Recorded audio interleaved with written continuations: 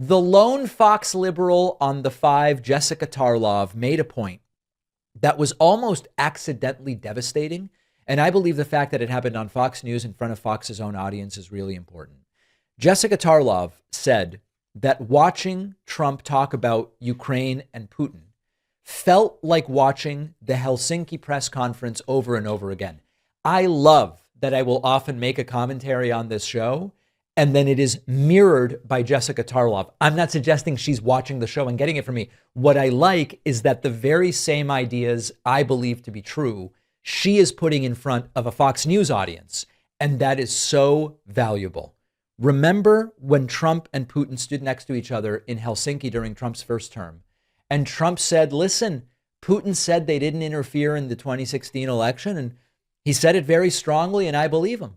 That was a sitting president siding with the former KGB officer, then president of Russia, over his own intelligence agencies. Jessica Tarlov explains that this was very similar to that when Donald Trump came out of his meeting with Zelensky and said, I spoke to Putin and this and that and the other thing.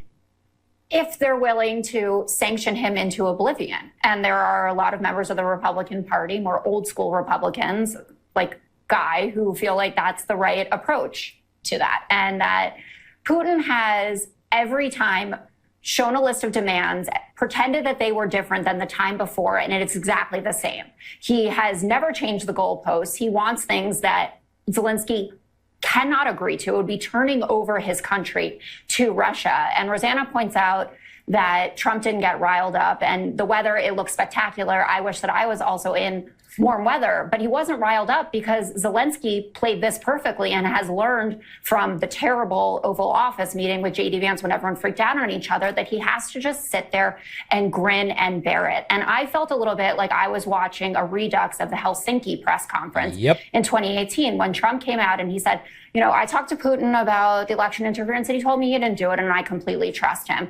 You've heard similar sentiments from Steve Witkoff, who's supposed to be getting us a great deal, right? Putin's a really good guy. He's not going to do anything. The sentence that matters the most is that Trump had the audacity to say Russia wants to see Ukraine succeed. Zelensky, a comedian by trade, broke a little bit of a smile at that point because you have never heard anything more ludicrous than the idea that Putin wants Zelensky to succeed. Yep. And you saw this morning on Fox and Friends, I think, that the Deputy National Security Advisor, Victoria Coates, saw that footage and said, I think Zelensky can be forgiven after 4 years of war to not be thinking Russia's intentions for Ukraine are the best. Yeah. Jessica's point is powerful for two reasons. Number one, it's great to remind the Fox audience that Trump has fallen for this crap before. But it also really cuts through the mythology of Trump as the tough negotiator, because Trump doesn't even recognize that he's being played. Trump is not outmaneuvering anybody. Trump believes dictators. I want a president that outmaneuvers dictators. Trump believes the dictators. And if their words flatter Trump, he takes them at their word. And if they deny something, Trump takes the denial as proof. That's it, open and shut case. And what made this Fox segment especially valuable is that the reminder was delivered to a Fox audience that rarely sees Trump's record described this plainly and accurately. It's not just Putin that gets away with this. Remember Kim Jong-un. Trump came back from the first of two North Korean summits, glowing, talking about beautiful letters, they fell in love, a great relationship. But importantly, Trump gave the list of commitments that Kim Jong-un made. Anybody, like people who watch this show, many of you, who have studied history, understand, damn, those were the same promises from the Kim family that Kim Jong-un's father and grandfather have been making to the United States for decades, and they never do it. And Trump comes back going, look at what they gave me. Look at the thing. These are major breakthroughs. But Kim said nothing new, and they were the exact same promises that Kim Il-sung and Kim Jong-il recycled. It's the exact same script. And because a dictator got along with Trump and fed him this stuff, the outcome is Trump goes, we did it. We got it. There were people at the time who said Trump was playing 4D chess. Turns out that wasn't the case. He fell for the oldest trick in authoritarian diplomacy, and he did it proudly, and he bragged about it. And so the through line here is Trump is quick to believe strongmen, but he's quick not to believe the leaders of democratic countries, including many of our allies. He relates to the strongmen. He admires the strongmen. He trusts them more than Democratic leaders, more than his own intelligence agencies in many cases. Putin said he didn't interfere. Trump believes him.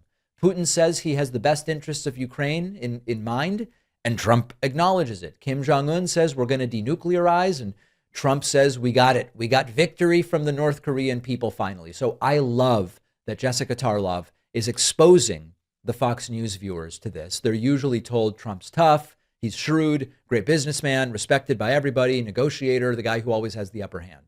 And Jessica Tarlov calmly says, this was like North Korea, this was like Helsinki. I'm saying it was also like North Korea. And when it's happening on the network that a lot of these people believe is telling them the truth, that is a good thing. One other myth that needs to be done away with about Trump in these situations is that Trump controls or intimidates authoritarian leaders. That's another one where they go, these authoritarians, they see Trump as willing to do anything. They tread very carefully.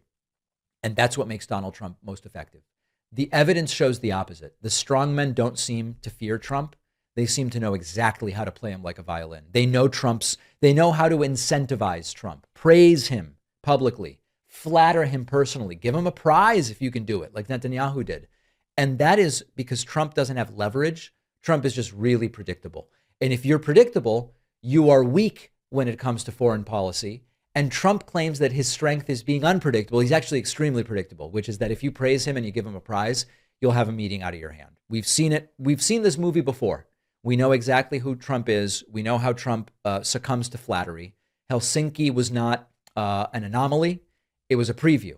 And it happened with North Korea, and it is happening again.